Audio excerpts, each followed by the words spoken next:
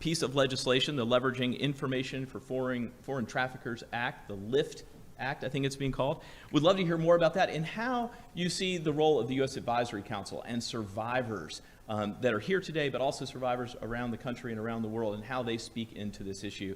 What needs to be done as we look into the future? Well, thank you, Ambassador, and thanks for having me, and thanks for your service, and Ambassador and Congressman Ted Poe, who was on Foreign Affairs, did so much on trafficking issues. It's good to see you again.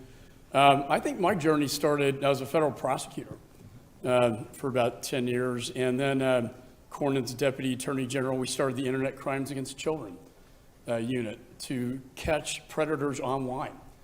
And there have been thousands of prosecutions in my state putting these predators behind bars.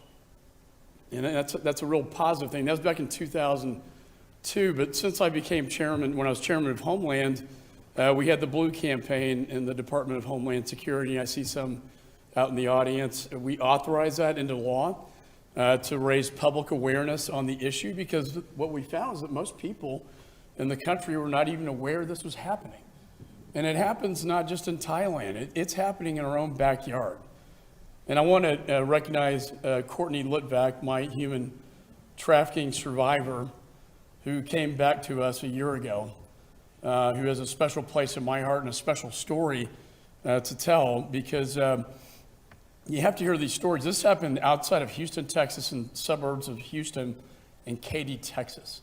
If it can happen in Katy, Texas, it can happen anywhere in the nation. And so the Blue campaign has done a great job coordinating with law enforcement, public awareness. The other bill is the interdiction for the protection of children, which takes my DPS, my Texas DPS model, where a lot of these troopers make the traffic stops. But if they don't know how to identify the warning signs that, hey, this is not this girl's father, or something's in that car that doesn't really make sense. And they have a training program that we want to take nationwide with a grant funding component to it, so that we can capture and arrest these evil monsters, and get them off the streets. Finally, the LIFT Act, leveraging information on foreign trafficking. Believe it or not, in our embassies and our consulate offices, when they deny a visa for based on human trafficking, they do not share that information with law enforcement. It's just tucked away in a file. So this would mandate that information be shared with law enforcement. But what I'm also proud, and this goes back to now the council, is we authorize the President's Advisory Council to the year 2025. Why is that important? Because I think I want to give Ivanka a shout out as well. She's really elevated this issue and prioritized this issue. We want to do a lot.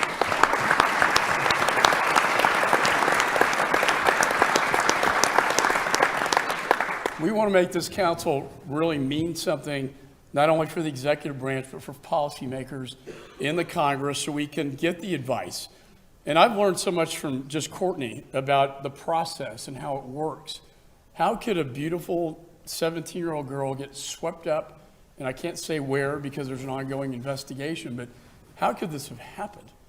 It really makes no sense. And to get these stories and have victims and survivors on the council, I think is very valuable to Congress and to the executive branch. As we approach the Super Bowl, I know you're going to that, that's going to be a major trafficking event.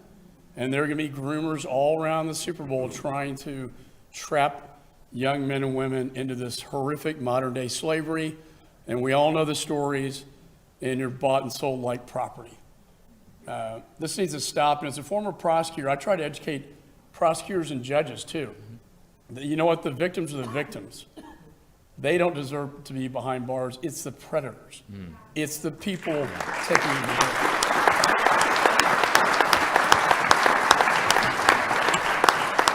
And they need to be behind bars for a very, very long time. I so appreciate you highlighting both the role of the Advisory Council and the fact that you're trying to extend its life in the LIFT Act. The council has been so valuable to me personally, and I think it's been valuable to the administration as well. And I also hope that that folks hear the message that you're saying about the principle of non-prosecution of victims, that victims should not be prosecuted or penalized in any way for the unlawful acts their traffickers make them engage in. I think that's a really important point. Let me shift to Congresswoman Wagner. During your time in Congress, you've been incredibly focused